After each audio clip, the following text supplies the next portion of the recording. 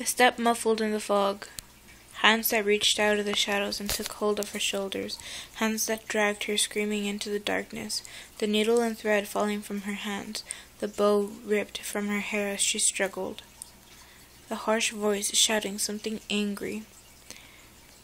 And then the silver blade of a knife flashing down through the dark, slicing into her skin, drawing out the blood, pain that was like fire, and terror like nothing she had ever known.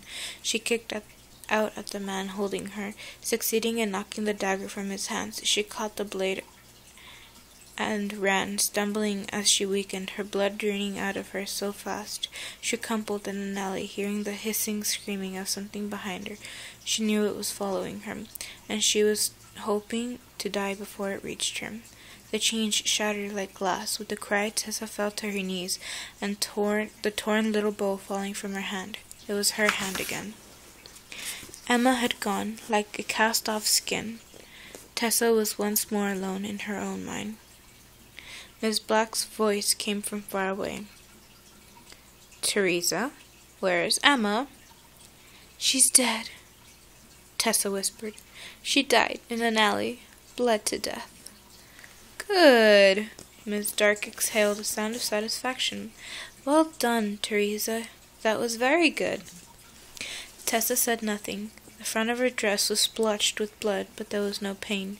She knew it was not her blood. It wasn't the first time this had happened.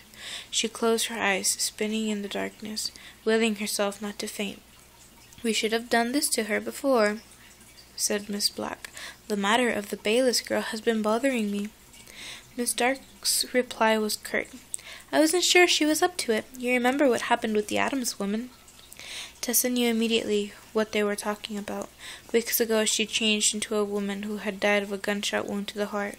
Blood had poured down her dress, and she had changed back immediately, screaming in hysterical terror, until the sisters made her see that she herself was unharmed.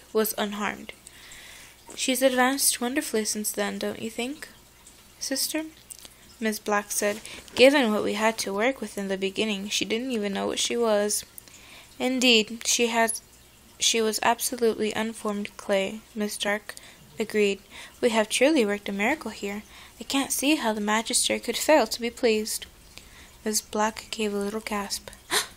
"Does that mean? Do you think it's time?"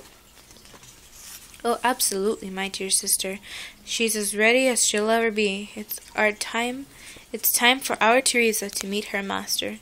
And there was a gloating note in Miss Dark's voice, a sound so unpleasant that it cut through Tessa's blinding dizziness. What were they talking about? Who was the Magister? She watched, through lowered eyelashes, as Miss Dark jerked the silk bell pull that would summon Miranda to come and take Tessa back to her room.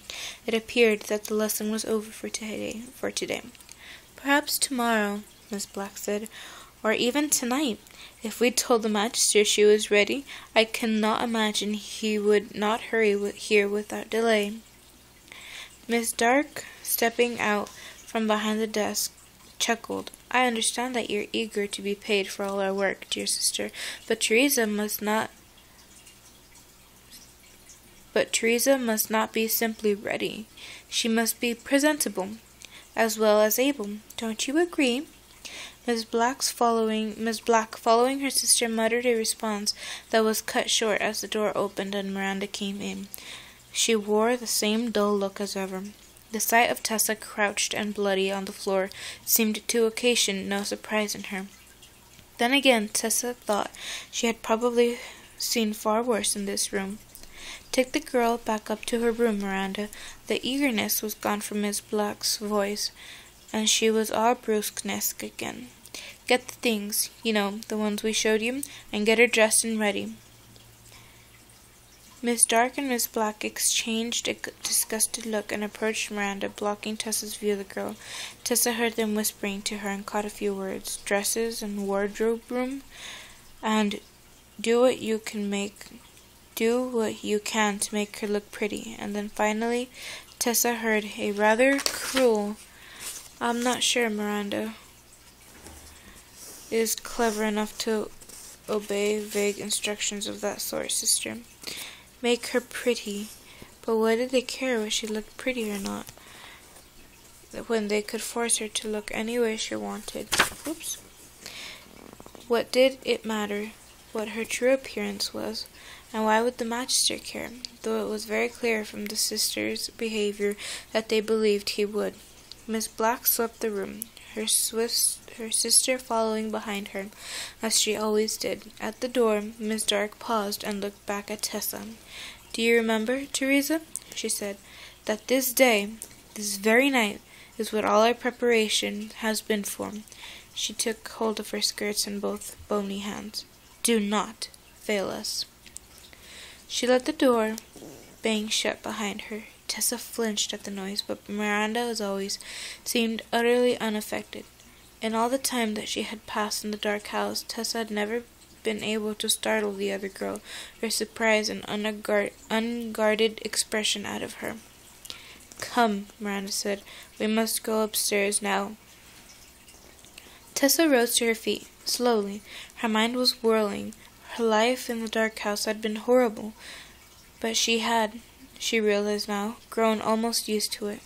She had known what to expect each day. She had known the Dark Sisters were preparing her for something, but she had not known for what that something was. She had believed, naively perhaps, that they wouldn't have killed her. Why waste all this training on her if she was going to die? But something in Miss Dark's gloating tone gave her pause. Something had changed. They had achieved what they wanted with her. They were going to be paid, but who was going to do the paying? "Come," Miranda said again. "We must get you ready for the magister."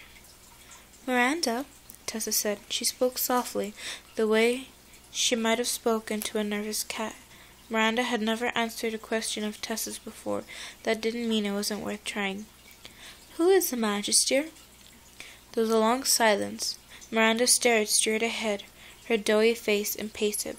Then, to Tessa's surprise, she spoke. "The magister is a great man," she said. "It will be an honor for you when you are married to him." "Married?" Tessa echoed. The shock was so intense that she could suddenly see the whole room more clearly. The blood-splattered rug on the floor, the heavy brass globe on the desk, still tilted in the position Miss Black had left it in. "Me? But who is he?" "He is a very great man," Miranda said again. "It will be an honor." She moved towards Tessa. "You must come with me now." "No." Tessa backed away from the other girl, retreating